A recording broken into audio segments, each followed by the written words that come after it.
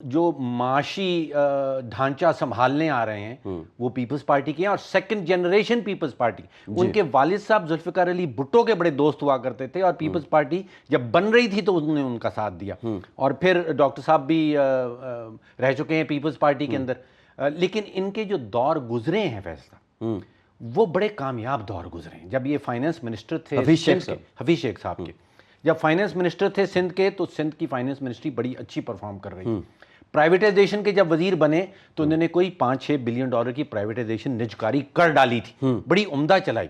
پھر فیڈریشن میں جب آگے فائنانس منسٹر بنے تو وہ بھی شاید 2010 سے 2013 تک کا جو عرصہ ہے وہ بڑا اچھا چلا. ان کا ٹریک ریکارڈ، تجربہ بھی ہے، اور ڈسپیوٹڈ پرسنالٹی بھی نہیں ہے اس طریقے سے جس طرح مطلب لوگوں پہ الزامات لگتے رہے ہیں. ہاں نہیں، وہ کرپشن والا معاملہ اور وہ تو بالکل نہیں. تو تجربہ بھی ہے اور کمپیٹنس، صلاحیت بھی ہے، یہ دونوں چیزیں ہیں. لیکن ساتھ میں پیپلز پارٹی ہے.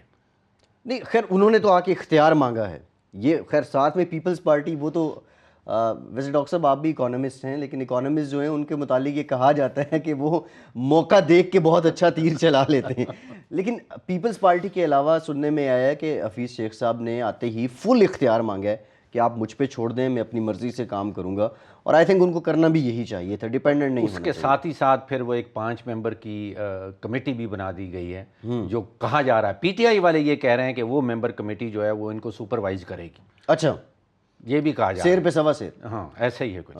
اچھا، اب 4 ہفتے جو گزرے، پچھلے 4 ہفتے، سیریسلی میں سوچ رہا تھا کہ شاید ہم کسی وہ پریوں کے دیس میں، وہ پریوں کی دنیا میں رہ رہے ہیں. یعنی کہ عجیب عجیب چیزیں سامنے آتی تھیں جو اب سابق وزیر خزانہ، آپ کو یاد ہوگا شاید اپریل کی 8 تاریخ تھی، اور انہوں نے کہا کہ جی سارے بحران، ساری مشکلات ختم ہو چکی ہوئی.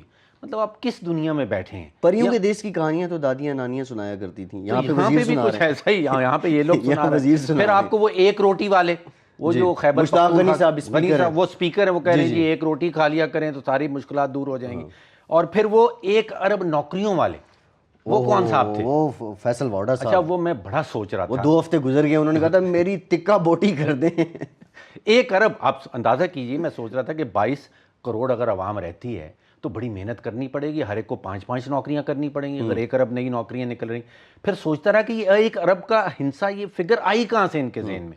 تو شاید وہ 1 ارب درخت جو لگائے ہیں، ہر درخت کے اوپر ایک مالی لگانا ہو تو وہ 1 ارب نوکریاں. پھر یہ چین سے لوگ آئیں گے، مطلب 1 ارب لوگ تو پاکستان میں بھی نہیں رہتے. صاحب وہ یہ آبی وسائل کے بھی وزیر ہیں، تو یہ کہیں ساحل میں دوبارہ جو پانی آتا ہے وہ لوگوں کو وہ ذمہ داری نہ سونپ دے کہ آپ وائپر لے کے پانی دوبارہ اندر کرنا شروع کر دیں. سارے لوگ وہاں آئیں گے. 1 ارب کہاں سے ہم کیونکہ چین سے سمندر لے بھی کے بہت آئیں گے؟ بڑا ہے. کہاں سے دنیا اتنی لے کے آئیں گے جو ایک. اچھا، پھر یہ ڈیل ڈن والا جو، مطلب یہاں پہ آ کے آپ واشنگٹن میں مذاکرات کرتے ہیں، پاکستان میں آ کے سب کو بتاتے ہیں کہ جی IMF کے ساتھ ہماری ڈیل ہو گئی. اور یہ جو پریس ریلیز ایشو ہوا، اس میں انہوں نے لکھا ہے کنسٹرکٹیو ڈسکشنز، کہ بھئی ہماری بات چیت ہو رہی ہے، بڑی اچھی بات چیت ہو رہی ہے، لیکن ابھی وہ سٹاف مشن آئے گا اور پھر پتہ نہیں کیا کیا ہوگا.